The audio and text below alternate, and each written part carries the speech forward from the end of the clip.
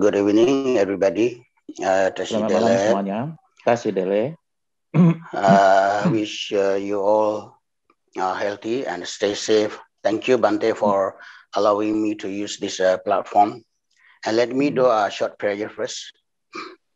Semoga semuanya dalam kesehatan baik-baik saja, dan terima kasih kepada Bante yang telah memberikan saya platform ini. Dan pertama-tama sebelum kita memulai, saya akan melakukan satu doa singkat dulu. Sanje choda sojen jonam la sanje barde dane jab sanje dage choshi gebe sonam je dola pensar sanje ndo parjo sanje choda sojen jonam sanje barde dane jab sanje dage choshi gebe sonam je dola pensar sanje ndo parjo sanje choda sojen jonam la sanje barde dane jab sanje dage choshi gebe sonam Dola benzre sanje do bar joya nyenge chembe zo de nyeme kya zone molo chembo ngapya da pekro dorangan sen do srme tomba to geje la sanja lo ya parde dor je jang ke jabda la ma karma ba jangro ganje jongne sike bajra ya da nam jara ma thle ganje se bo wanjra che jong ber che jamdra Namjara je bendo dondar medo ge jangwarando barde zavela marambo che tage che war pe me den jone kate chimbe kone chesan kusong dong ge ngor zar do zor yonde sanje ganda nyamna yo kate sanje gonle labeng gon zavela manam ma sorwande da sondro velo na chula je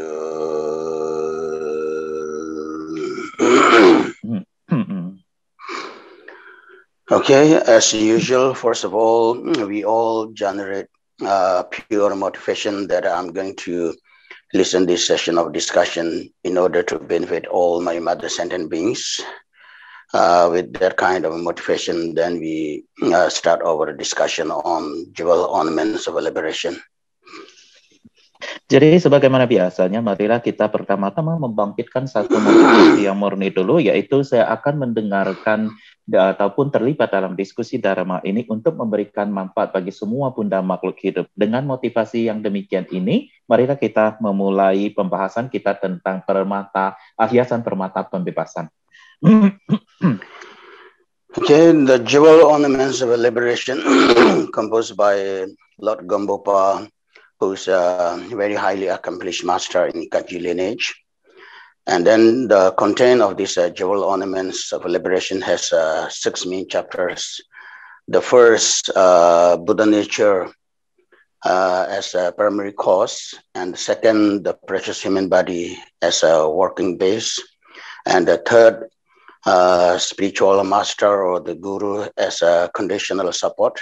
So those 3 chapters we have already discussed in the past, and today we are at the chapter 4, which is the teaching or the advice of a spiritual guru as a path.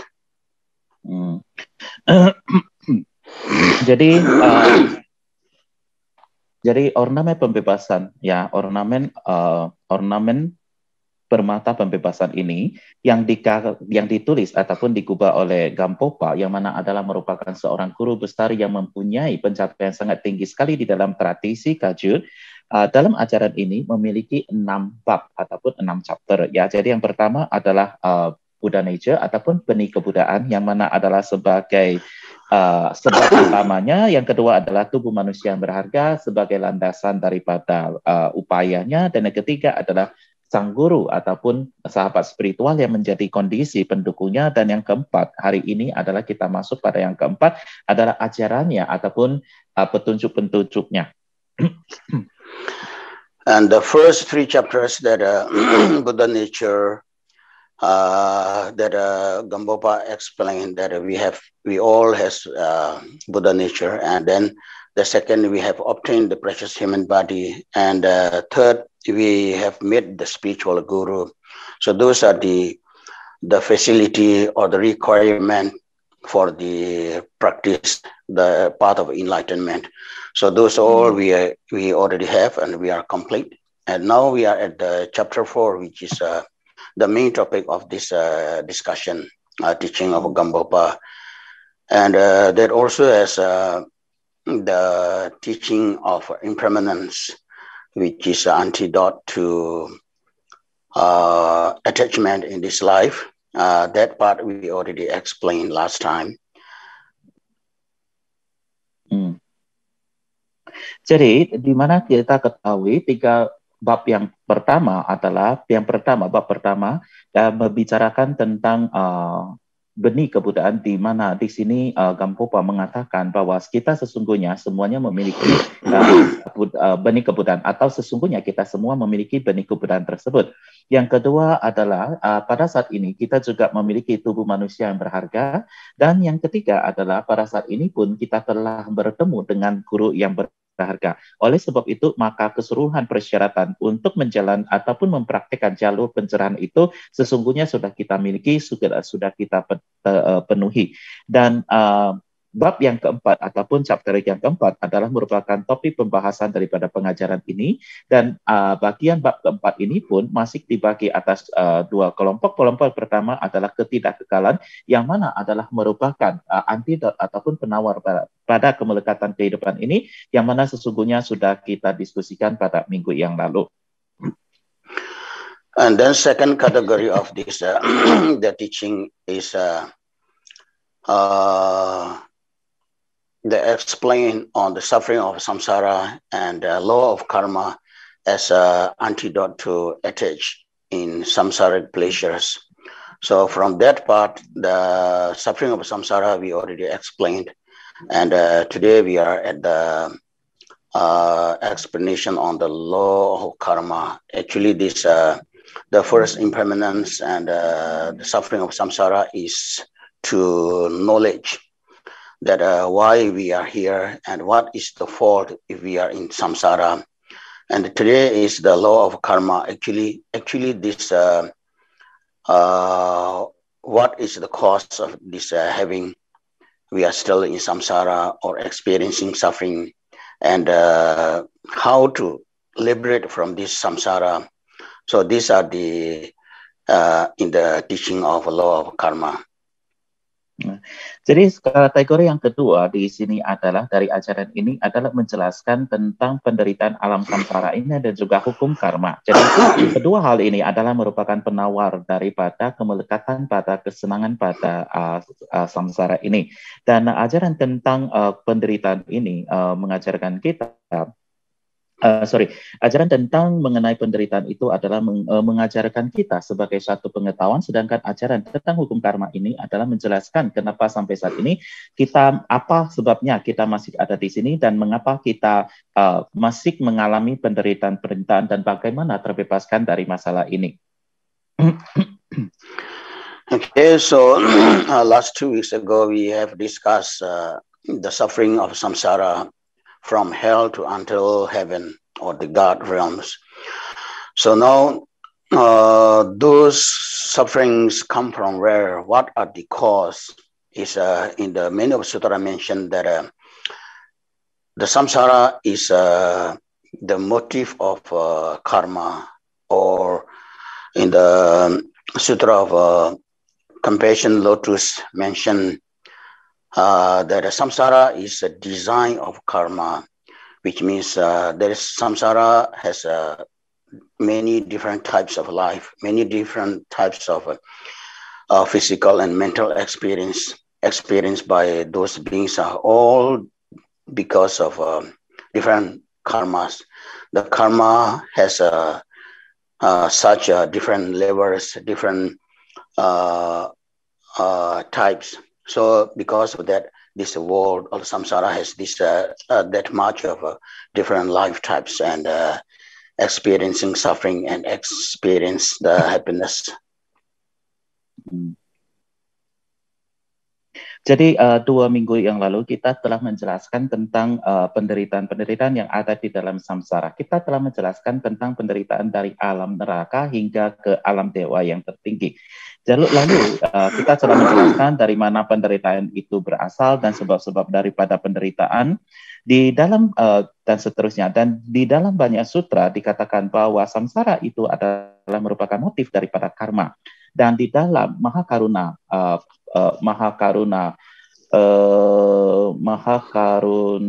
Pundarika Sutra, ya Mahakaruna Pundarika Sutra dikatakan bahwa samsara ini adalah merupakan desain daripada karma itu. Oleh sebab itu maka kita bisa melihat sedemikian banyak bentuk-bentuk kehidupan, sedemikian banyak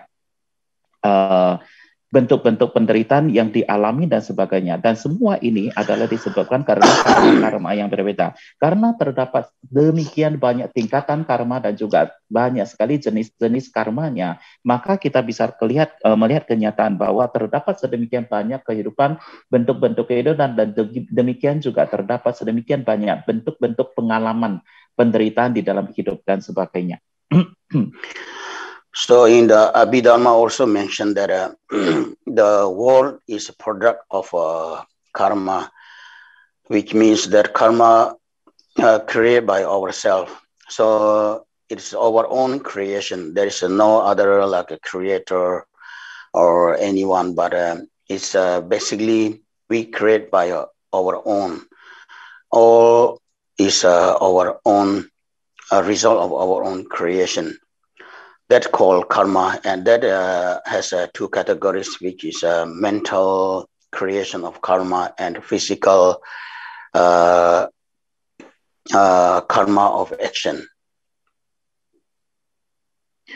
Jadi di dalam Abhidharma juga dikatakan bahwa dunia ini sesungguhnya adalah merupakan produk daripada karma, dan sesungguhnya karma itu adalah merupakan hasil karya ataupun ciptaan kita sendiri. Oleh sebab itu, maka boleh dikatakan bahwa kehidupan dan dunia ini adalah merupakan hasil dari ciptaan kita sendiri. Dan disebabkan karena itu, maka sesungguhnya tidak ada sesuatu yang ataupun sesosok yang menciptakan ataupun katakanlah yang menciptakannya, ya saya secara menciptakannya, tetapi adalah hasil daripada ciptaan kita sendiri, hasil daripada tindakan kita sendiri. Itulah yang kita sebut sebagai karma. Dan karma ini sesungguhnya juga dapat kita kelompokkan dalam dua kategori. Yang pertama adalah karma tindakan secara mental, dan yang kedua adalah karma atau tindakan secara fisik atau tubuh kasar. So that karma has two, which is a positive karma or the richer merits, and the negative karma or the non-richer actions. So all are included into these two categories. And basically, first we explain this non-richer or the bad karma is also included into 10 negative actions through body, speech, and mind. So if we understand this, then the 10 positive actions are easy to understand. It's because of just opposite of that 10 negative actions. Dan karma ini juga secara garis besar dapat kita kelompokkan menjadi dua kelompok. Yang pertama adalah karma positif ataupun perbuatan-perbuatan baik. Yang kedua adalah karma negatif ataupun tindakan ketidakbajikan. Jadi kedua tindakan ini termasuk di dalam dua kategori yang kita sebutkan di atas tadi itu. Jadi pada dasarnya kita ketika menjelaskan karma ini biasanya kita menjelaskan dulu tentang 10 perbuatan tidak baik yang termasuk dalam kategori tindakan tidak baik tersebut, yang mana bila mana kita dapat mengerti dengan baik apa itu 10 tindakan tidak baik yang kita lakukan melalui tubuh, ucapan, dan batin pikiran tersebut, maka kita akan sangat mudah sekali untuk mengerti apa itu 10 tindakan baik, karena ia semata-mata hanyalah merupakan lawan ataupun lawannya daripada 10 tindakan negatif ataupun tidak baik. Okay, so purpose of this the teaching law of karma is not just for knowledge as a knowledge, but rather in daily life how we should act. If we don't wish to be a sufferer, then what should we do and what should we avoid? And we wish to obtain happiness or liberate from samsara, then what suppose we should do and what suppose we should avoid. So those are the reason why the law of karma is teach. Jadi sebenarnya tujuan daripada pengajaran tentang hukum karma ini bukanlah semata-mata hanya sebagai pengetahuan saja, tetapi adalah sebagai suatu pedoman bagi kita untuk bertindak dalam kegiatan sehari-hari kita ataupun tindakan kehidupan kita sehari-hari. Jadi di sini bila mana kita tidak ingin penderitaan, maka adalah kita mempunyai pengetahuan apa yang harus kita hindari, apa yang perlu kita lakukan, dan bila mana kita ingin mencapai pembebasan ataupun bebas dari semua hal-hal tersebut, maka apa pula yang perlu kita lakukan dan apa pula yang perlu kita hindarkan. Jadi inilah alasan kenapa kita mempelajari tentang hukum karma ini. Okay, so as mentioned earlier, all the karmas include into 10 negative actions for the negative karmas. So that will be divided into 3 by physical, and another 4 by speech, and another 3 by mental. So total of 10. Jadi sebagaimana kita sudah menyebutkannya bahwa semua karma negatif itu kita masukkan dalam 10 kategori ataupun 10 tindakan tidak bajik. Dan 10 tindakan tidak bajik ini terdiri dari 3 tindakan dari tubuh, 4 tindakan dari ucapan ataupun verbal, dan 3 tindakan secara mental. Jadi totalnya ada 10. Okay, so first the 3 negative action through physical action is that killing, stealing, and sexual misconduct. Jadi yang pertama adalah 3 tindakan negatif dari tubuh fisik itu adalah yang pertama membunuh, kedua adalah mencuri, ketiga adalah berzina. Okay, the first killing, the killing also have 3 types, like killing through desire, which means motivated by desire, and killing motivated by hatred or anger, and killing motivated by ignorance. Dan pada saat kita berbicara tentang pembunuhan ini juga dapat kita masukkan dalam 3 jenis kelompok, yaitu pembunuhan yang dilakukan atas dasar motivasi keinginan, ya, nafsu keinginan. Yang kedua adalah pembunuhan yang motivasinya adalah berdasarkan kebencian, dan yang ketiga adalah didasarkan pada ketidaktahuan. Okay, so first killing motivated by desire is like we killing beings for eat, like meat, or we killing animals for the skin, for wearing, or leather shoes or leather bag, or that kind of things, or we killing animals for like deer marks or ivory that killing an elephant to get ivory. These kind of things are considered as a killing through desire. Dan membunuh yang didasarkan atas nafsu keinginan itu adalah contohnya seperti kita membunuh binatang untuk kita makan, ya, untuk memenuhi kita makan. Kemudian ataupun kita membunuh binatang itu karena kita ingin memperoleh kulitnya, seperti misalnya kita mengambil kulitnya untuk membuat sepatu, kita mengambil kulitnya untuk membuat tas dan sebagainya. Atau kita membunuh binatang itu seperti menginginkan bagian tubuhnya, seperti kita membunuh gajah semata-mata untuk memperoleh cuttingnya. Nah, itu adalah merupakan kelompok ataupun termasuk daripada bagian pembunuhan yang didasarkan, motivasi yang didasarkan pada keinginan ataupun nafsu keinginan.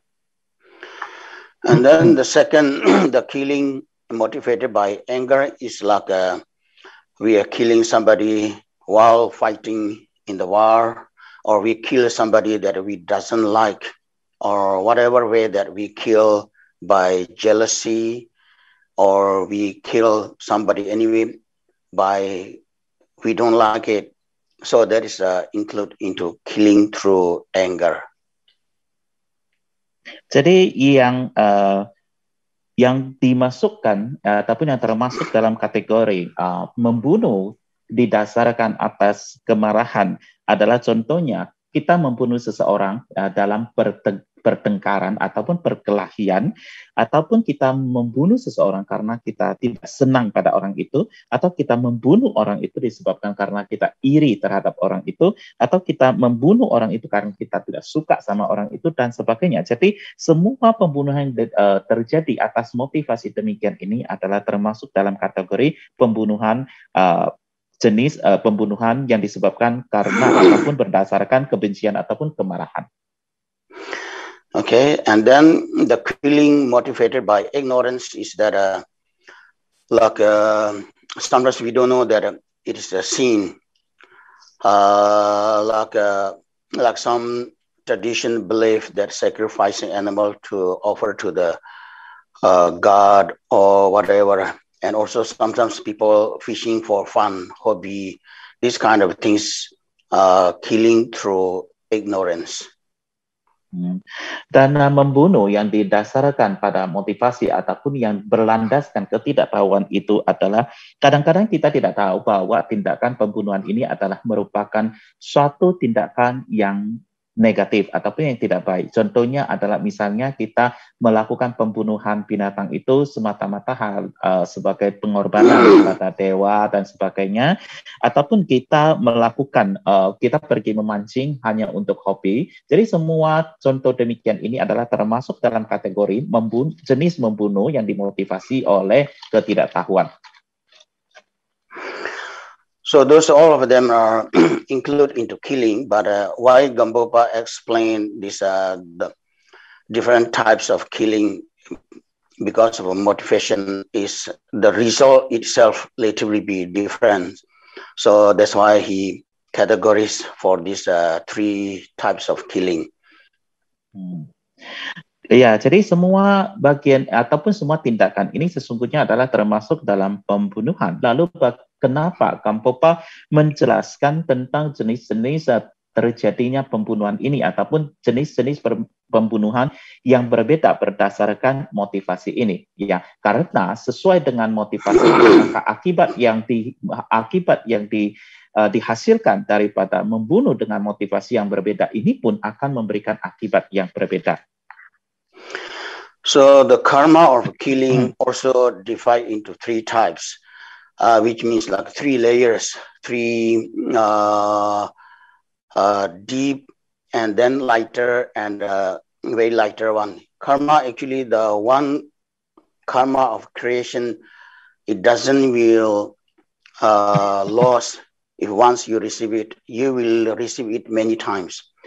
So the killing of karma, the three types of killing of karma is called like a first ripening karma, which means karma ripen, an immediate result that you will experience. The second is even though you already ripen your karma, but later on there is a slightly lighter karma, like stain of karma still left, that called karma cause, result similar to the cause. And the last one is the general result of force. So there's three types. Lamala, please, can you explain one again? I cannot get it. The first and the second type. First one is ripening karma. In the dictionary mentioned maturation karma, but karma ripening karma, full ripening karma, and what you will experience. The second is even you already ripen the karma, you already receive ripening karma, but after that, when you born as a human again, you still affected by that karma. It's called result similar to the cause. Oke. Jadi karma yang disebabkan ataupun karma yang diakibatkan oleh membunuh itu juga mempunyai 3 tingkatan, yaitu tingkatan yang lebih dalam, tingkatan yang lebih ringan, tingkatan yang ringan. Jadi ya karma itu adalah demikian ketika kita menerima akibat daripada tindakan membunuh tersebut. Jadi ketika kategori karma ini adalah karma pematangan, artinya adalah karma itu akan segera matang dan semuanya akan matang pada saat pematangan terjadi. Yang kedua adalah karma yang matangnya walaupun sudah diterima karma itu akibat pembunuhan tersebut, maka masih tersisa sedikit noda karma itu yang akan kita bawa lagi dalam kehidupan yang akan datang, dan akan lagi matang semacam jenis karma yang hampir sama dengan akibat karma itu. Dan yang ketiga adalah karma yang memberikan hasil yang umum. Jadi itu adalah karma, ya, akibat yang dihasilkan oleh karma. Oleh sebab itu setiap tindakan yang kita perbuat itu karmanya tidak akan lenyap, dan dia itu akan berbuah, dan kadang-kadang dia akan berbuah berulang-ulang. Okay, so first, the rapining karma of killing, we will reborn in the hell and experience suffering in hell. And the second, the karma result similar to the cause is even after we, let's say, already experience the killing, rapining karma, and then after that we born as a human, but the human with no healthy whole life gets sick, often sick, or very short life, live very short. So we can see, right, many people, like once they're born, they are not healthy. There's a lot of health problem and finally die.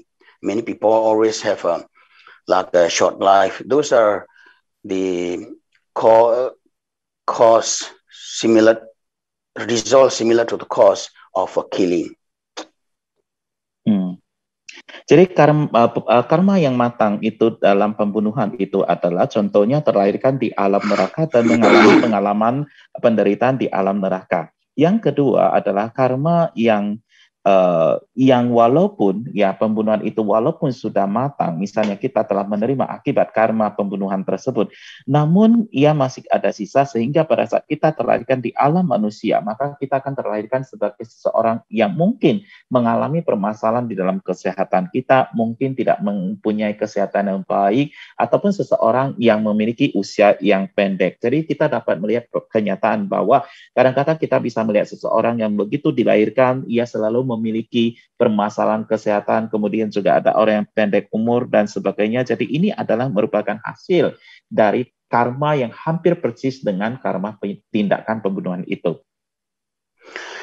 And the karma of general result of force is that even you born as a human, you will born in place where always unauspicious sign or unlucky place. Dan karma yang berbuah secara umum itu adalah kendati kita dilahirkan sebagai manusia, maka kita akan dilahirkan satu tempat yang tidak menguntungkan. Okay, and then the second, the physical negative action is stealing, attacking this other people's well.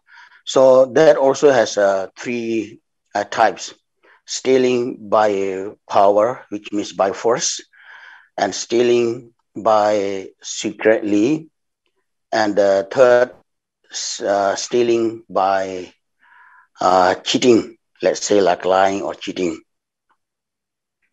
Dan yang berikutnya adalah tindakan negatif yang dilakukan oleh tubuh fisik yang kedua, yaitu mencuri. Jadi mencuri ini adalah kita mengambil kepemilikan ataupun kemakmuran ataupun barang orang lain. Dan ini juga dapat dikategorikan ataupun dimasukkan, kita bagi dalam 3 kategori. Yang pertama adalah mencuri dengan kekuatan, artinya kita memaksa, ya, memaksa. Yang kedua adalah mencuri secara rahasia. Yang ketiga adalah dengan menipu, artinya kita berbohong dan sebagainya. So first, stealing by force is like a robbing, or like a high position. They ask for pay tax, this and that kind of enemy by force. And the second is normally we consider as stealing, that without the owner notice, we take the things. And the last one is the stealing through cheating, which means like we, let's say, like selling fake product as a original price, or when we like measurement kilo, or we sell 2 kilo, we say this is 3 kilo or something like that kind of cheating involvement. those all even looks like business, but in fact it's categories into stealing. Jadi mencuri dengan kekuatan itu adalah dengan kekuatan ataupun dengan paksa itu adalah contohnya adalah perampokan, ya. Jadi perampasan ataupun perampokan itu adalah salah satu contoh. Kemudian juga mungkin kita ketemu dengan orang yang mempunyai posisi yang lebih tinggi, kemudian ia melakukan pemerasan terhadap kita, meminta kita untuk memberikan itu dan sebagainya. Jadi karena kita nggak bisa, karena ada kekuatan di sana, kita terpaksa harus beri. Jadi itulah yang dimaksud dengan pencurian dengan kekuatan ataupun paksaan. Yang kedua adalah pencurian dengan rahasia. Dengan rahasia sudah tentu adalah pencurian yang kita maksudkan secara umum, yaitu mengambil barang milik orang lain secara diam-diam ataupun secara tanpa diketahui. Yang ketiga adalah mencuri dengan cara menipu, yaitu contohnya adalah pada saat kita menjual produk kita, produk yang tidak asli atau produk palsu, KW, kita jual dengan harga asli ataupun kita jual dengan harga original. Kemudian misalnya kalau kita menjual produk, ya orang memberi 3 kilo, kita cuma menimbang 2 kilo, ataupun kita menimbang 2 kilo, kita mengatakan 3 kilo dan sebagainya. Jadi ini adalah contoh daripada mencuri, ya, mencuri secara menipu. Jadi walaupun seolah-olah ini adalah kelihatan seperti bisnis normal, sesungguhnya ini termasuk dalam kategori pencurian. Okay, and then the karma of the stealing also, there is 3 types. First, that through ripening karma of stealing, we will born in the hungry ghosts, and result cause similar to the cause. That karma, even after we free from hungry ghosts and reborn as a human, but we still will be very poor, no matter how much work hard, but we will never gain rich. Always have financial problem that normally we can see, right? So many people ask, whatever I do, never succeed. I always for what happened. This shows that we still have this the result similar to the cause of stealing in the past. Dan karma daripada pencurian ini juga dapat kita bagikan dalam 3 kategori dalam hal pematangannya. Yang pertama adalah melalui pematangan karma, ya, pematangan karma, maka ia akan terlahirkan di alam hantu kelaparan. Yang kedua adalah hasil yang menyerupai sebab karma tersebut. Pematangannya adalah walaupun kita telah menerima akibat daripada karma tersebut, misalnya setelah kelahiran kita di alam hantu kelaparan, maka kita akan terlahirkan di alam manusia. Dan pada saat kita terlahirkan di alam manusia, maka kita akan terlahirkan menjadi seorang manusia yang miskin, manusia yang susah. Jadi tidak peduli apapun yang kita lakukan, tidak peduli seberapapun usaha yang kita lakukan, maka kita tetap tidak dapat memperoleh apapun, ataupun kita tidak akan ada pernah suksesnya. Itu sebabnya banyak sekali orang bertanya-tanya, kenapa kok saya sudah melakukan banyak hal, berupaya dan sebagainya, bekerja keras dan sebagainya, kenapa saya tidak bisa sukses? Dan jawabannya sesungguhnya adalah di sini. Kita masih memiliki karma yang menyerupai sebab.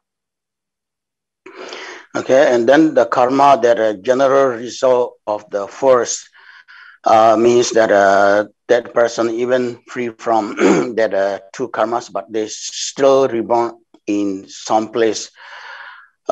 We call Sisir as like a corpse, like in Tibet when we plant barley or this. In autumn there is a strong raining. Then this everything will destroy. So you will never have this crops like a barley or rice or whatever you plant. Always, if earlier time, if weather is too cold, it will freezing the barley and destroy. If autumn, before harvest, if there is a strong rain, then all will destroy. So this calls 2 things. You will reborn in place where this kind of weather often have. Jadi karma yang memberikan hasil secara umum adalah ketika orang tersebut sudah bebas daripada dua kategori tersebut atau bebas dari dua kategori tersebut, maka ia ketika dilahirkan sebagai manusia, maka ia akan dilahirkan di satu wilayah yang kondisi cuacanya ataupun ya kondisi musimnya itu adalah selalu tidak tepat. Artinya adalah contohnya seperti di Tibet. Ya, di Tibet itu mereka banyak menanam biji-bijian, ya biji-bijian seperti barley dan sebagainya. Jadi bila mana barley itu ya sebelum panen sudah datang misalnya musim esnya, maka ia akan ada badai dan hasilnya akan gagal. Tetapi bila mana terlalu awal datang terlalu panjang misalnya barley itu ditanam dan sebelum musim es itu datang, maka ia tidak akan memberikan hasil karena dia akan kalau dia belum matang, belum basah esnya, itu akan ada badai. Kalau dia sudah terlalu cepat masuk musim es, maka dia akan beku, juga tidak akan memberikan hasil. Oleh sebab itu, maka orang demikian ini akan dilahirkan di suatu tempat yang cuacanya tidak mendukung untuk mendapatkan hasil panen yang diinginkan. And then the third negative action of physical is sexual misconduct. The sexual misconduct also divided into three categories, which is prohibited with a relationship and prohibited with owner and prohibited with dharma. So first, prohibited with relationship means sexual misconduct engage with like relatives, let's say like a sister, cousin, father, mother, something like that, which is a relationship. There's a blood relationship, close relationship. The second is prohibited with the owner, which means that who has married, who has owner, let's say, means who has married someone's husband or wife. Those are called engage sexual activities with men or women who owned by others is considered as a sexual misconduct. And then third one is if someone, when they are in the like nyine or nyungne vow, in that kind of a period doing sexual misconduct, or in front of a stupa or in the shrine room or that kind of place, if you done that, so it's considered as a sexual misconduct. Oke. Dan yang ketiga adalah perzinahan. Perzinahan ini pun juga dapat dikategorikan menjadi tiga kategori, yaitu perzinahan yang dilakukan berdasarkan yang berdasarkan hubungan, yang kedua adalah berdasarkan kepemilikan, yang ketiga adalah yang berhubungan dengan dharma. Perzinahan yang dilakukan, perzinahan yang terjadi karena hubungan itu adalah contohnya kita melakukan hubungan dengan seseorang yang mempunyai ikatan darah dengan kita, seperti misalnya saudara kita sendiri ataupun orang tua kita sendiri dan sebagainya, ataupun sepupu dan sebagainya, ya tergantung ya. Ya, tapi yang jelas adalah saudara sendiri, orang tua sendiri, misalnya mempunyai hubungan darah dekat. Kemudian yang perzinahan berdasarkan kepemilikan, jadi arti perzinahan yang terjadi melanggar karena pemilikan. Contohnya adalah melakukan sesuatu hubungan dengan seseorang yang sudah dimiliki orang lain. Contohnya adalah suami atau istri, orang yang sudah menikah. Jadi ini sudah dimiliki, ia menjadi suami orang lain atau istri orang lain dan sebagainya. Jadi ini adalah contoh daripada perzinahan berdasarkan kepemilikan. Ya, yang ketiga adalah perzinahan yang berhubungan dengan dharma, itu artinya adalah pada saat melakukan akta sila contohnya atau sedang menjalankan sila dan sebagainya, kita melakukan perzinahan tersebut, atau bila mana perzinahan itu dilakukan di depan stupa ataupun di ruang altar, itu termasuk kategori demikian. Okay, and then the karma, the result of this sexual misconduct also has three. By the ripening karma, that we will born in hungry ghosts, and experience suffering in the hungry ghost. And karma, the result similar to the cause. When we born as a human, the family always fighting, husband and wife always has like a fighting quarrel, never in the harmony. And they also have often like a affair with other men or women, then always fighting. So that is the result similar to the cause. And general cause, general result of force is that you will reborn in the like a desert, something like that. Jadi hasil atau akibat daripada tindakan perizinan ini juga dapat dikategorikan dalam 3 kelompok. Yang pertama adalah pematangan karmanya adalah dilahirkan di alam hantu kelaparan dan akan mengalami penderitaan daripada alam hantu kelaparan. Kemudian ya jenis kedua adalah hasil yang menyerupai, pematangan hasil yang menyerupai itu adalah ketika dilahirkan sebagai manusia ataupun kalaupun dilahirkan sebagai manusia, maka akan dilahirkan di suatu keluarga yang tidak harmonis. Keluarganya selalu bertengkar, selalu ribut, suami istri selalu bertengkar, selalu tidak cocok, dan juga terdapat perselingkuhan ini dan itu dan sebagainya. Dan yang ketiga adalah hasil yang memberikan hasil yang umum adalah seseorang itu waktu dilahirkan sebagai manusia atau pada saat dilahirkan sebagai manusia, maka ia akan dilahirkan di tempat-tempat yang sulit seperti di gurun pasir dan sebagainya. Okay, and then the negative action through speech, there is 4, right? The first, lying.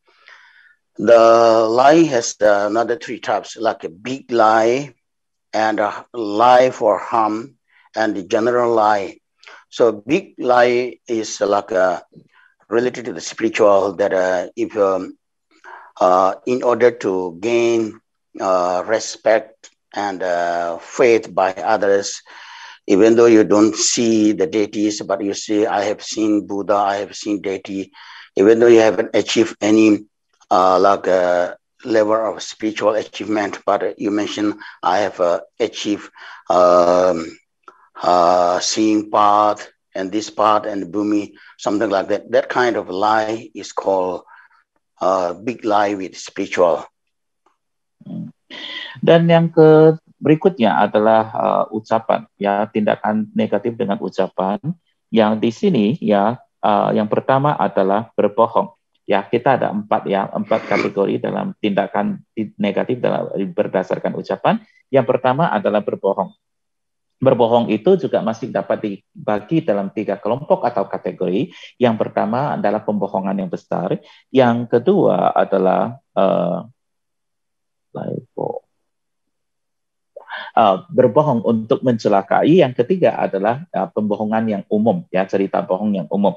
Jadi yang pertama adalah pembohongan yang besar, kebohongan yang besar. Kebohongan besar itu adalah sesuatu yang berhubungan dengan masalah spiritual. Contohnya adalah semata-mata untuk memperoleh suatu penghormatan ataupun untuk memperoleh satu keuntungan, maka kita berbohong kepada orang lain. Contohnya kalau kita tidak pernah melihat seorang deity, seorang Buddha atau Bodhisattva dan sebagainya, kita mengatakan, oh saya melihat Buddha ini, saya melihat deity ini dan seterusnya. Atau kalaupun kita belum mencapai tingkatan tertentu dalam latihan spiritual kita, kita mungkin mengatakan, oh saya sudah mencapai tingkatan bumi, penglihatan bumi, ini, itu, dan sebagainya. Jadi semua pembohongan yang berhubungan dengan spiritual ini disebut sebagai kebohongan besar. And the second lie, that lie for harming others, is that you lie somebody that in order to harming others. If somebody is almost achieving something and then you don't like him to be achieved, so you say, oh, this is that, so you lie. If you do this, you will fail like this. So this kind of a lie is called lying with harming others. And the general lie is that just to gain respect to you, you lie this and that. So those are the 3 negative action by speech. Dan berbohong untuk mencelakai adalah kita membohongi seseorang itu semata-mata adalah untuk mencelakai orang tersebut atau orang lain. Contohnya adalah ketika kita melihat seseorang sudah hampir sukses, mungkin kita mengatakan, oh kamu nggak boleh melakukan ini loh, kamu harus lakukan ini. Kalau kamu lakukan ini nanti akan hasilnya jelek dan sebagainya. Jadi kita berbohong atau nanti akibatnya akan gini-gini. Kalau kamu melakukan itu nanti siapa akan marah dan sebagainya. Jadi kita berbohong untuk mencelakai orang lain. Nah, itu adalah kebohongan untuk mencelakai orang lain. Dan yang ketiga adalah kebohongan umum. Kebohongan umum adalah ini ya kebohongan biasa yang kita lakukan ya semata-mata untuk mendapatkan satu penghormatan ataupun satu rasa respect daripada orang lain. And then the karma of lying is that also have three types. So ripening karma of lying, we will reborn into a hungry animal realms. And after we finish our karma of ripening, then even we born as a human, we will be always criticized by others. Even we done nothing wrong, but people always gossiping, criticizing, and blame on us. And the karma, general karma result of first is that your mouth always have a bad smell, that kind of experience that you will receive. Dan pematangan karma dari kebohongan ini adalah satu, pematangan karma. Pematangan karmanya akan membawa seseorang untuk dilahirkan di alam binatang. Yang kedua adalah karma yang pematangan yang menyerupai sebab itu adalah ketika setelah dilahirkan di sana dan dilahirkan sebagai alam manusia ataupun terlahirkan sebagai manusia setelah menerima karmanya, maka ia akan dilahirkan sebagai seseorang yang selalu dikritik orang lain, ya selalu dikritik orang lain, walaupun ia tidak pernah melakukan sesuatu kesalahan, tetap saja orang akan mengkritik dia. Dan yang ketiga adalah pematangan karma umumnya itu orang tersebut ya dilahirkan sebagai manusia, maka orang tersebut akan memiliki bau mulut yang tidak enak ataupun bau mulut yang tidak sedap. And then the second karma of speech is covetousness, called covetousness. So the covetousness also have like three types. The most obviously in front of us, two friends, try to discard them, showing discard between these two friends, saying, oh, at that time you did for him like this. Last time you said to him like this. Today you become friend. How shame on you, this kind of saying in front of two people and make them showing discard. And second is showing discard by hint or sign, which means if you don't say really that a person is bad, but you hintly say that, oh, you believe him, oh, he's very good lah, so you're a good friend or something like that, but meaning that you show him that person is bad through your body language, your hinting and sign. Anyway, the result that you will showing discard. The last one is behind the person.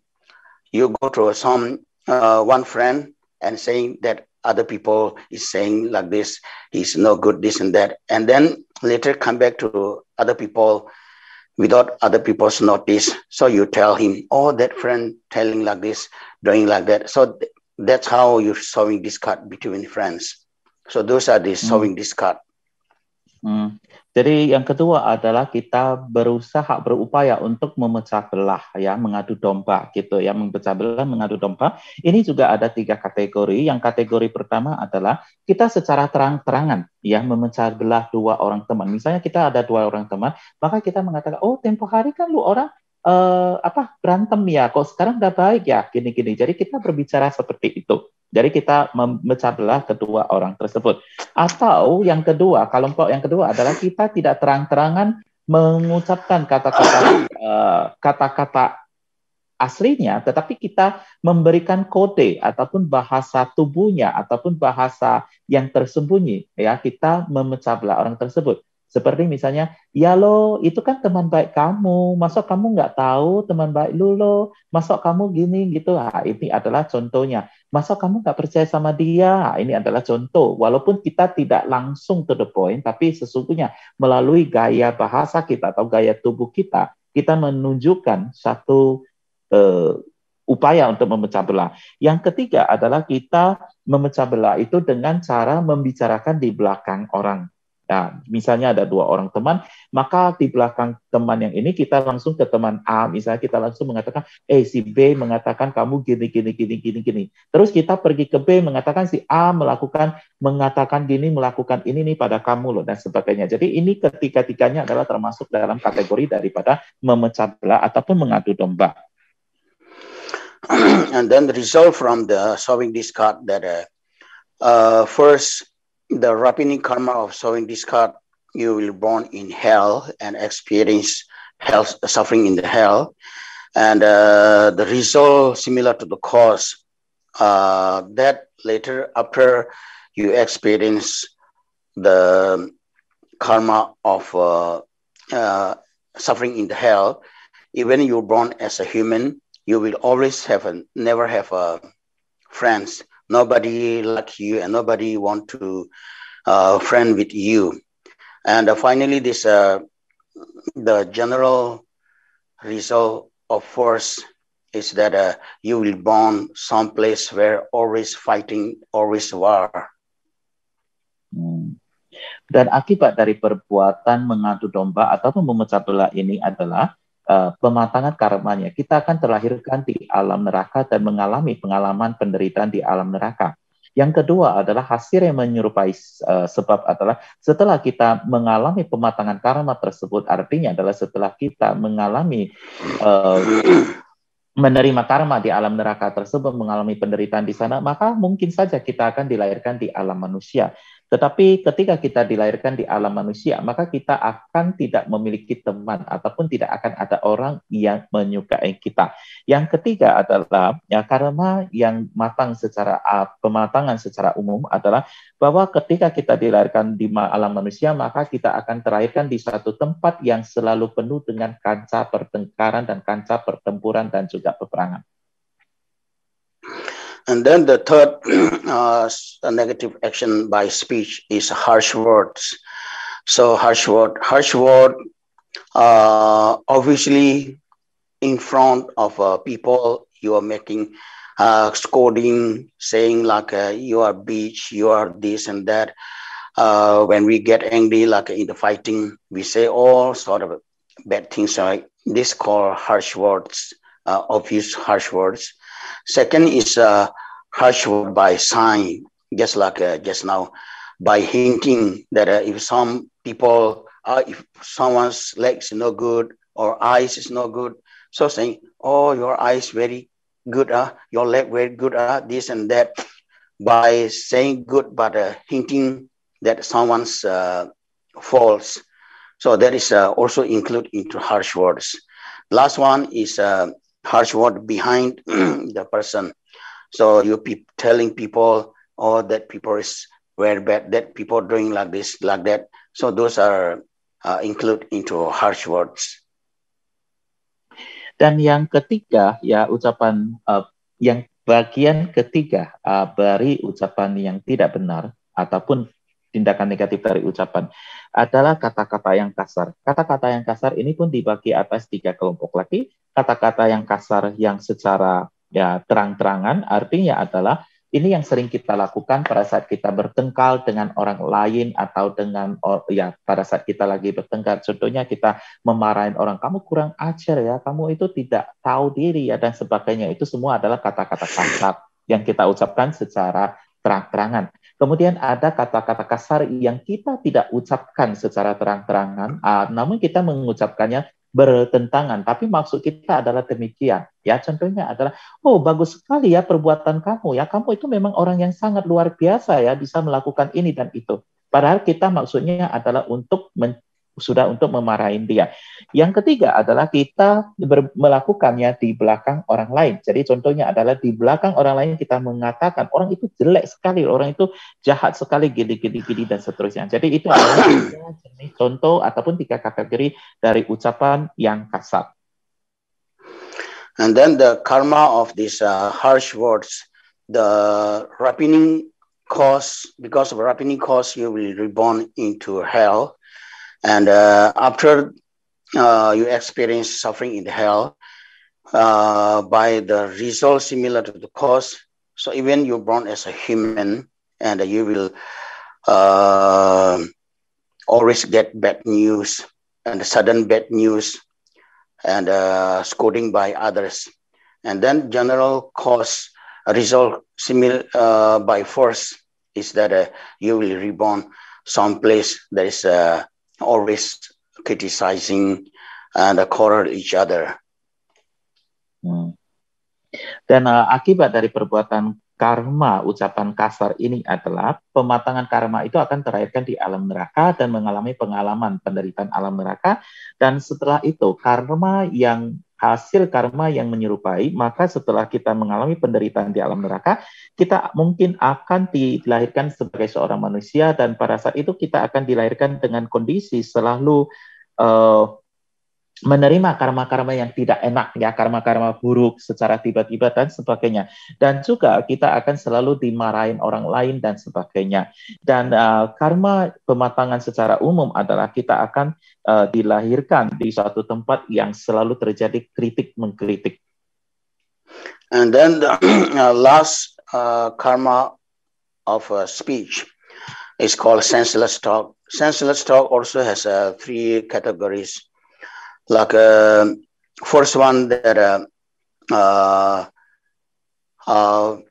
people like to chat and gossip about spiritual beings, spiritual masters, and Dhamma brothers and sisters. And second, people like to talk about war, fighting, or about this sexual prostitute and all those negativities. The final one is that the people like to use Dharma term to person who is no category as Buddhist students. So we just like telling story of Buddhists to non-believers, something like that. Oke.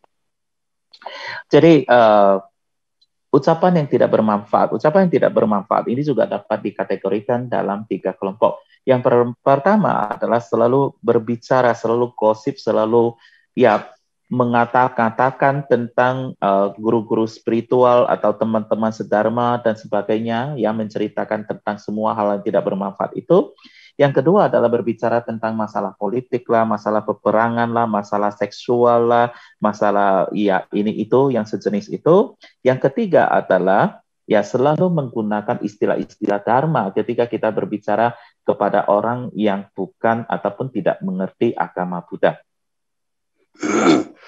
And then the result of this senseless talk, the first rapining karma, you will reborn in the animal realms, and by the result similar to the cause, even you're born as a human, your word will not value, nobody will believe your words. And then the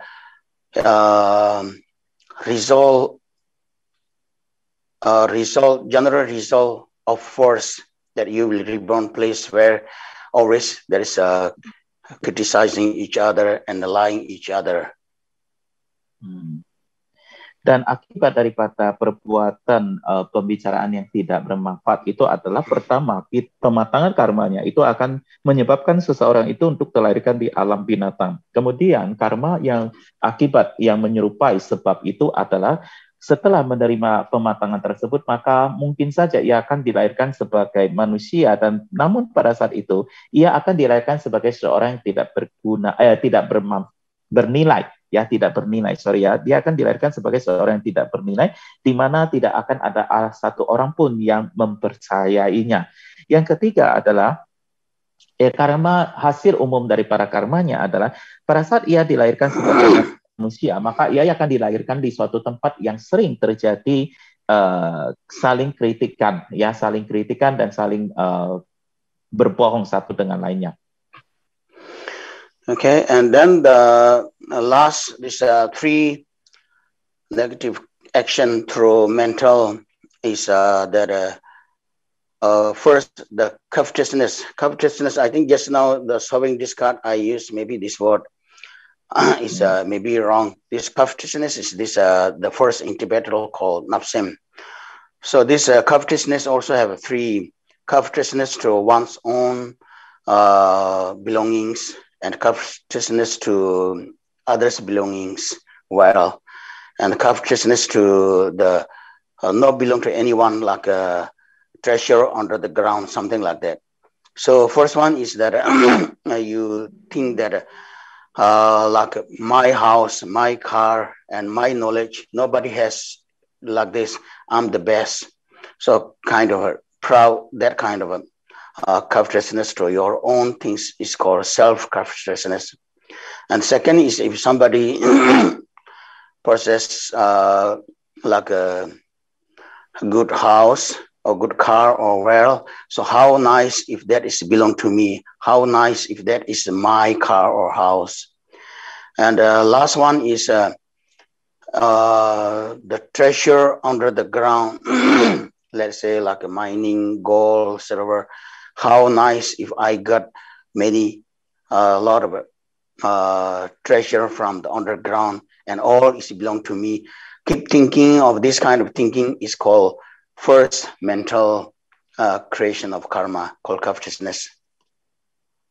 Jadi yang tiga perbuatan negatif yang terakhir yang dilakukan oleh mental ataupun batin kita itu adalah yang pertama itu kalau secara harfiahnya ataupun secara umumnya kita katakanlah itu semacam keserakahan begitu ya. Jadi ia dapat dikategorikan dalam tiga kelompok. Yang pertama adalah terhadap milik sendiri, yang kedua adalah terhadap milik orang lain, yang ketiga adalah terhadap sesuatu yang tidak dimiliki oleh siapapun. Contohnya terhadap milik sendiri adalah kita selalu memikirkan, oh ini adalah rumah saya, betapa bagusnya rumah saya, kita sangat melekat pada rumah saya, mobil kita, dan sebagainya. Dan yang kedua adalah yang terhadap milik orang lain adalah ketika kita melihat bahwa orang lain itu memiliki rumah yang bagus, mobil yang bagus, dan sebagainya, maka kita berpikir betapa enaknya kalau itu adalah milik saya, betapa enaknya kalau itu menjadi bagian dari saya, dan sebagainya. Yang ketiga adalah kita selalu memikirkan, contohnya semua barang yang tidak dimiliki oleh siapapun, contohnya kandungan emas atau tambang batu bara dan sebagainya yang ada di dalam bumi ini, kita mungkin berpikir, oh betapa enaknya kalau saya bisa memiliki itu, betapa senangnya kalau saya bisa memiliki itu, dan sebagainya. Jadi ini adalah sesuatu yang kita pikir terus-menerus, dan ini adalah tindakan yang kita lakukan di dalam batin kita. And the result of this covetousness, the ripening karma, you will born in the hungry ghost, and even after you experience suffering in the hungry ghost, even you born as a human, you will, through the cause, karma similar to the cause, you will born as someone who is very strong desire or the attachment. And last one, you will born place where there is always fighting, and a very poor place, and everybody fighting for the wealth. Dan akibat daripada karma ini adalah pematangan karmanya, seseorang akan dilahirkan di alam hantu kelaparan, dan karma yang menyerupai sebabnya, kalaupun setelah menerima akibatnya, maka ia katakanlah dilahirkan sebagai manusia, dan dia akan dilahirkan sebagai manusia yang dengan memiliki kemelekatan ataupun nafsu keinginan yang sangat besar sekali. Yang ketiga adalah hasil karma umumnya adalah ketika dilahirkan sebagai manusia, maka ia akan dilahirkan di suatu tempat yang di mana selalu orang bertengkar, selalu memperjuangkan ataupun memperlukan kemakmuran ataupun katakanlah kekayaan, juga kemudian ataupun dilahirkan di suatu tempat yang sangat miskin sekali. Okay, and then the second negative action by the mind is wishing harming on others. So that also has three types. First, that wish to harm somebody when you are in the fighting, or when you are in the really facing anger towards somebody. And the second is that through jealousy, if your competitor or your friends doing well, or he's handsome or good, you wish him to be die, or you wish him to be get sick or bankrupt, something like that. And the last one is that through revenge, like past story. In the past, you remember past that somebody is not good for you, somebody did that and this. So now you're wishing him to be die or get sick or fail their business, something like that. Those are categories of wish harming on others. Oke. Yang kedua adalah kategori tindakan negatif dari batin itu adalah selalu mengharapkan kecelakaan orang lain ataupun kedengkian, ya, adanya kedengkian di dalam diri seseorang. Jadi yang pertama adalah selalu mengharapkan kejelekan daripada orang lain pada saat kita bertengkar dengan seseorang atau pada saat kita menghadapi kemarahan. Jadi kita mengharapkan, kita di dalam batin kita itu, kita mengharapkan orang itu bisa celaka ataupun mengalami sesuatu yang tidak baik. Yang kedua adalah disebabkan karena iri hati kita ataupun kecemburuan kita. Maka ketika kita melihat bahwa kompetitor kita ataupun lawan kita itu mendapatkan sesuatu yang lebih baik ataupun memiliki wajah yang lebih ganteng dari kita, lebih cantik dari kita, mendapatkan sesuatu yang lebih baik daripada kita dan sebagainya, maka kita yang mengharapkan, ya di dalam hati kita mengharapkan sesuatu yang jelek terjadi pada dia. Semoga ia bangkrut, semoga ia mati, semoga ia sakit dan seterusnya. Ya. Dan yang ketiga, kategori yang ketiga adalah rasa ingin membalas dendam. Jadi contohnya adalah kita selalu mengingat tentang kejadian-kejadian masa lalu di mana seseorang itu menyakiti kita, kita selalu ingat itu dan kemudian kita juga selalu mengharapkan semoga orang ini sakit, semoga ini cepat mati, semoga ini mengalami celaka dan sebagainya. Jadi ini adalah kategori daripada tindakan negatif pikiran, khususnya adalah kedengkian ataupun mengharapkan kecelakaan bagi orang lain. And then the result of this wish harming on others is that through ripening karma, the person will be born into hell. And through karma similar to the cause, even though after you're born as a human, you will born as someone who very high temper, who is very easy to get angry. And finally, the general result of force that you will reborn the unauspicious place. Dan akibat dari karma ini adalah sebagai pematangannya kita akan lahir di alam neraka dan mengalami pengalaman penderitaan neraka. Dan selanjutnya adalah akibat yang menyerupai sebab kita saat dilahirkan sebagai manusia, maka kita akan dilahirkan sebagai seorang yang mempunyai amarah yang cukup besar sekali, ya, cepat naik darah. Jadi sangat mudah sekali untuk menjadi marah dan sebagainya. Dan akibat yang ketiga adalah akibat umum, di mana kita dilahirkan sebagai manusia, maka kita dilahirkan di suatu tempat yang sangat buruk dan tidak menguntungkan. And then finally the wrong view, the last negative action of the mental is the wrong view. Wrong view also has three types. Like first, wrong view towards karma, which means like a law of karma, like tonight our discussion, this cause and the result are not true, might be not like that, something like that, that kind of wrong view. And the second is that wrong view towards the triple gems like Buddha and Dharma, and so maybe Buddha is not true, the path is not true, the Buddha's teaching, something like that, wrong view to the Buddha and Dharma. And finally, wrong view to the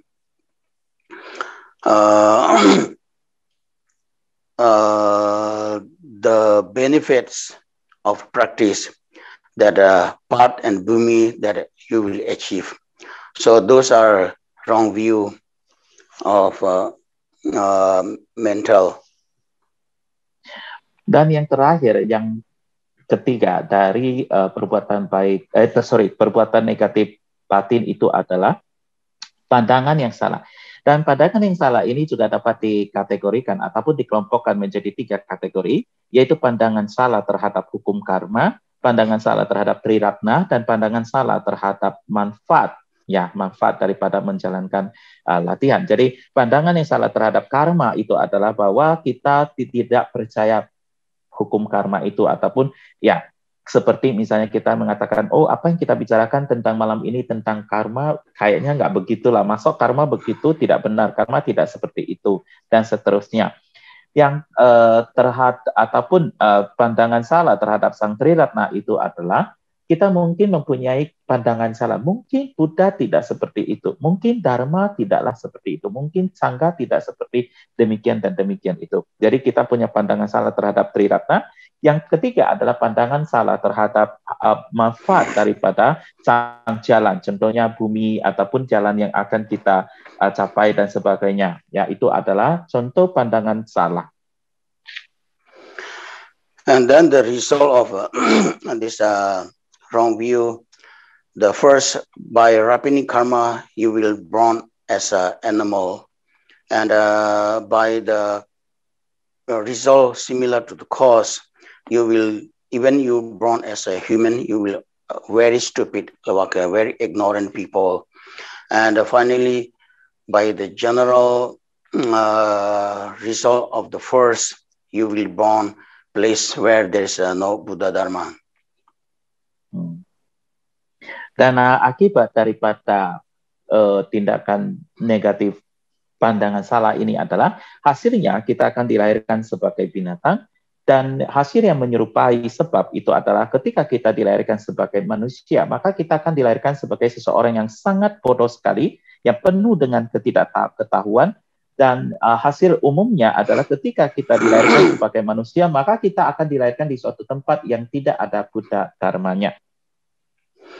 Okay, those are the general cause and result of the 10 negative actions. And then this also not always will be same as what we mentioned. Also depends on the many things, like it depends on the emotion or the motivation that the particular karma you conduct with, what kind of motivation. And also second is the quantity, how many times you did this same karma. And the last one is when you're doing bad things, the object towards who you done that. So this also depends on this kind of 3 other categories. Jadi itu adalah sebab akibat secara umum tentang 10 perbuatan negatif, ya. Dan hasil yang kita sebutkan di sini tentunya adalah tidak selalu seperti itu, ya, tidak selalu seperti yang kita sebutkan, karena sangat tergantung kepada banyak hal. Ya, contohnya adalah emosi pada saat melakukan tindakan tersebut, motivasi pada saat melakukan tindakan tersebut, ya. Kemudian juga jumlah waktu, ya. Quantity pada saat kita melakukan tindakan tersebut, berapa banyak kita melakukan tindakan tersebut, dan juga objek, ya, terhadap siapa tindakan ini dilakukan pada saat kita melakukan tindakan tersebut. Jadi semua ini akan menjadi katakanlah perhitungannya, mendapat perhitungannya. So depending on the negative emotions or motivation is like if you done any particular those 10 negative actions, through anger, you will born as in the hell. If you done it through desire, you will born as a hungry ghost. And you done it with ignorance, you will born as a animal. Tergantung pada motivasi atau emosinya adalah bila mana kita melakukan tindakan-tindakan tersebut berdasarkan kemarahan, maka kita akan terlahirkan di alam neraka, dan bila mana kita melakukannya berdasarkan keinginan, nafsu keinginan, maka kita akan dilahirkan di alam preta ataupun hantu kelaparan, dan bila mana dilakukan berdasarkan ketidaktahuan, maka kita akan dilahirkan di alam binatang. And then the second, it depends on the quantity, how many times you done. Even you done same one negative karma, but if you done many, you will born in the hell. If you done less than that, you will born as a hungry ghost. If you done little bit, you will born in animal realms. Dan juga mengenai kuantitas daripada tindakan tersebut, bila mana walaupun tindakan yang satu jenis itu, bila mana kita terus-menerus mengulang-ulang melakukan tindakan itu berkali-kali, banyak kali, maka kita akan terlahirkan di alam neraka. Tapi kalau misalnya kita melakukannya tidak sedemikian banyak kali, maka kita akan terlahirkan di alam hantu kelaparan. Dan bila mana kita tidak melakukan banyak kali, ya tidak melakukan sering-sering, maka kita akan dilahirkan di alam binatang. And then the last one is the karma depends on the object that what you done is of course like killing. Normally you're born in the hell, but like let's say like stealing or other things, harsh words. Let's say if you done this to your parents or your guru or the spiritual beings, you will reborn in the hell. And if you done it for like respecting other people, you will born as a hungry ghost. Or if you done it for the normal people, you will born in animal realms. Dan yang terakhir adalah tergantung pada objek kita melakukan tindakan tersebut. Ya, jadi kalau membunuh itu sudah tentu terlahirkan di alam neraka. Tetapi misalnya kalau kita katakanlah kata-kata kasar atau ucapan kasar, bila mana kita melakukan ataupun melakukan tindakan kasar ini terhadap seorang orang tua kita ataupun guru spiritual kita dan sebagainya, maka ini akan membawa seseorang itu terlahirkan di alam neraka. Ketika hal ini dilakukan pada seseorang yang terhormat, maka ia akan membawa kita untuk terlahirkan di alam hantu kelaparan. Tetapi kalau kita dan ketika kita melakukan hal ini pada orang pada umumnya, maka kita akan dilahirkan di alam binatang.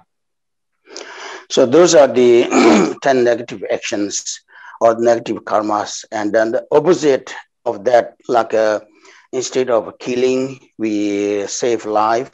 Instead of stealing, we generous. We give things to people or the animals. Such things. Those are 10 opposite are 10 actions. Karma also same. Like through, like say, ripening karma of saving life, we will born in the higher realms. And karma of similar cause, similar to the result, even we born as a human, we will always healthy and long life. And karma, general result of the first, we will always born in the like a good place, like developed country, and something like that. So those are the 10 positive karma or actions. Jadi itulah yang barusan kita diskusikan adalah merupakan 10 tindakan negatif ataupun perbuatan negatif. Dan sebagai lawannya ya terdapat 10 tindakan positif ataupun tindakan kebajikan. Dan tindakan kebajikan itu tentunya adalah merupakan lawan daripada tindakan negatif itu. Contohnya yang pertama pembunuhan, maka tindakan positifnya adalah menyelamatkan kehidupan. Ya, menyelamatkan kehidupan. Yang kedua, misalnya mencuri, maka kita di sini tindakan positifnya adalah memberi kedermawanan, ya kedermawanan ataupun memberi, baik itu memberi pada orang yang membutuhkan ataupun pada binatang yang membutuhkan dan sebagainya. Dan sebagai pematangan daripada karma tersebut juga sama, artinya adalah contohnya adalah kita menyelamatkan kehidupan ya makhluk hidup. Bila mana kita melakukan tindakan demikian ini, maka pematangan karmanya itu seseorang akan terahirkan dan karma yang menyerupai hasilnya itu adalah ketika ia terlahirkan di sana, ketika ia dilahirkan di alam manusia, maka ia akan terlahirkan sebagai seseorang yang memiliki kesehatan yang baik, panjang umur dan seterusnya. Dan hasil karma yang umumnya adalah ia akan dilahirkan di suatu tempat yang sangat bagus, sangat menyenangkan. Contohnya ia dilahirkan di suatu negara yang sudah maju dan seterusnya. And then all those karmas, either negative or positive, is owned by a creator, which means karma cannot share. Karma does not, I done one, you will not receive. If you done, I will never receive. So it is not like our material things. Our material things, like if you earn money, if somebody steal, so somebody can use it. But karma is not like that. Nobody can steal, nobody can rob. So you're done, you will face consequences. And you done good one, you will receive the result. Jadi itu secara keseluruhannya, baik itu karma positif ataupun karma negatif, maka itu akan menjadi milik pribadi daripada sang pencipta ataupun sang pelaku karma tersebut, yang mana adalah bahwa karma itu tidak dapat kita bagikan ataupun tidak dapat berbagi, dan karma itu tidak akan dapat kita sharing, ya kita bagi dengan orang lain. Jadi contohnya adalah kalau saya melakukan karma itu, maka kamu tidak akan dapat memperolehnya. Atau sebaliknya, kalau yang karma yang kamu lakukan itu saya tidak akan dapat memperolehnya. Oleh sebab itu, maka karma itu sesungguhnya tidaklah seperti barang-barang materi, seperti misalnya uang kita. Uang kita kalau ada orang yang mencurinya, maka orang itu akan dapat menggunakan dan menikmati uang kita tersebut. Namun karma itu tidak akan bisa demikian. Karma itu akan selalu menjadi milik daripada sang pelakunya. And then the karma applies very strict role, which means that either good or bad, always bad result will happen. If good karma, good result. If bad karma, bad result.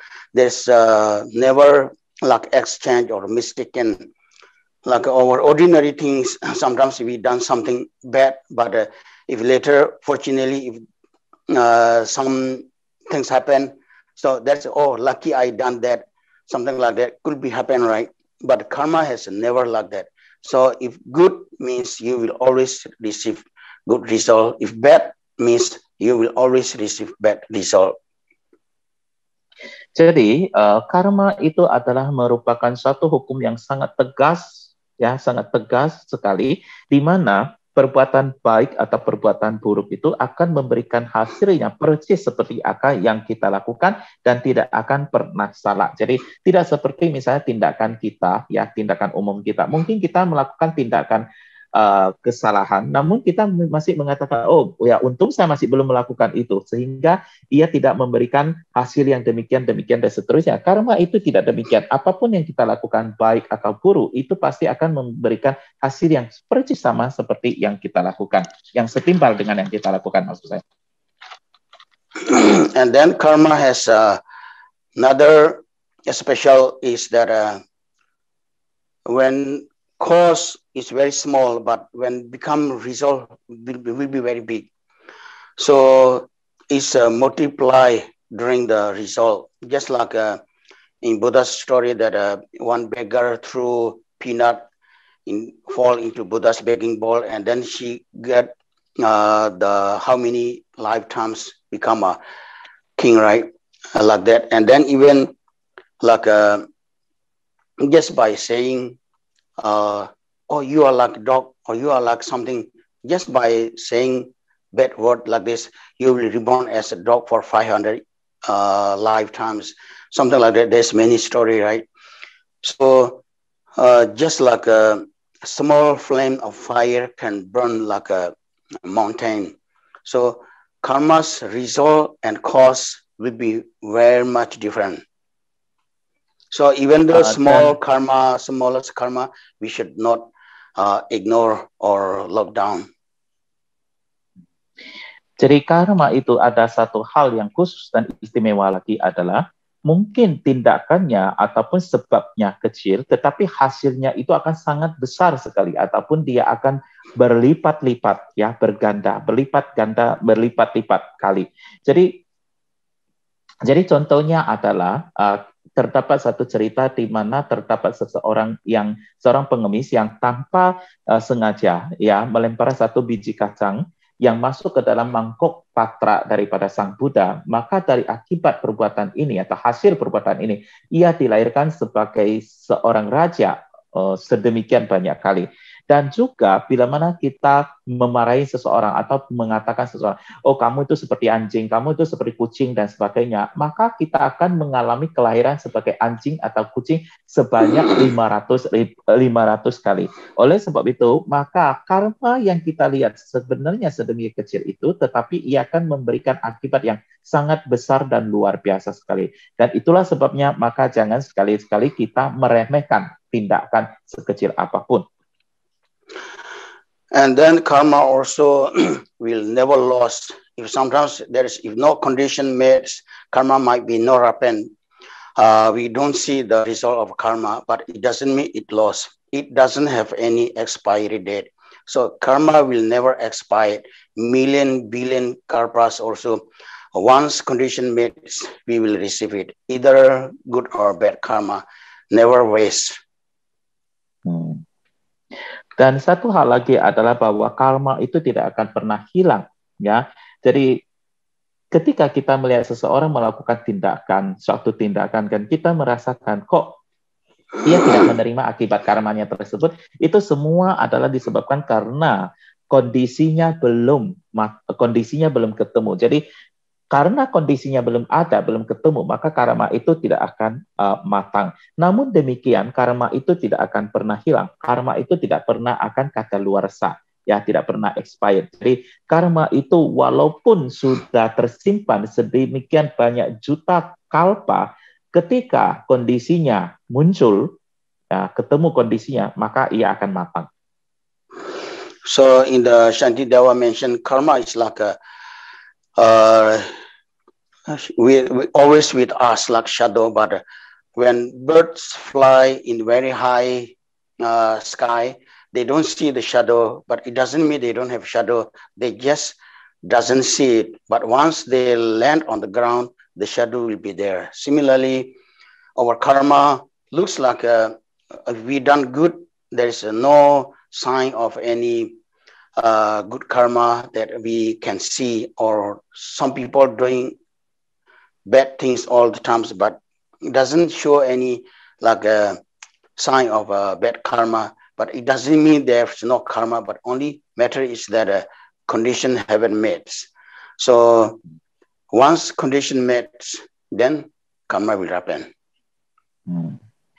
Jadi Santidewa mengatakan bahwa karma itu, ya, pada saat dia belum matang adalah sama seperti seekor burung yang terbang tinggi di langit. Pada saat burung yang terbang tinggi di langit, ia tidak akan terlihat bayangannya. Namun demikian bukan berarti burung itu tidak mempunyai bayangan. Tetapi ketika burung itu sudah mendarat di darat ataupun di tanah, maka kita akan dapat melihat bayangan daripada burung tersebut. Demikian juga dengan karma. Bila mana seseorang melakukan karma baik yang banyak, contohnya, kalaupun ia masih belum dapat melihat adanya tanda-tanda ciri-ciri daripada pematangan karma baik yang ia lakukan, itu bukan berarti bahwa karmanya tidak ada, tetapi adalah kondisinya belum ketemu. Atau kita melihat seseorang yang melakukan karma buruk, karma yang jahat, tetapi kita melihat kok baik, orang itu tetap baik-baik saja, tidak ada karma yang matang dan sebagainya, itu juga adalah bukan karena karmanya tidak matang atau hilang, tetapi adalah kondisinya belum muncul. Begitu ketemu kondisi yang sesuai, maka karma itu pasti akan memberikan hasil ataupun matang. Okay, I think those are the teaching on the law of karma. And suffering of samsara, we have finished last 2 weeks ago. So that suffering of samsara and this law of karma is two antidote of attached in samsaric pleasures. Jadi demikianlah ajaran tentang karma ini dan penderitaan atas samsara ini sudah kita diskusikan pada minggu yang lalu, 2 minggu yang lalu. Dan ajaran mengenai hukum karma dan penderitaan dari alam samsara ini adalah merupakan penawar daripada kemelekatan pada kesenangan di alam samsara.